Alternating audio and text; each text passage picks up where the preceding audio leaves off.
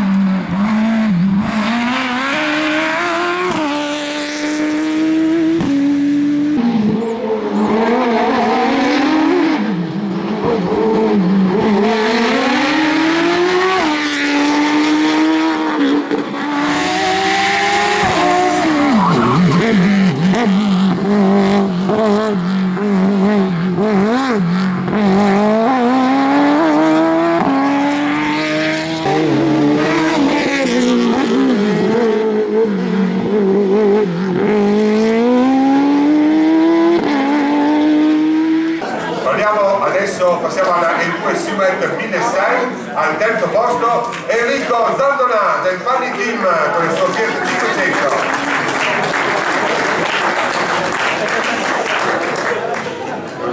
Passiamo al secondo posto, Stefano Repetto, un altro Fiat 500, sempre in questo genere.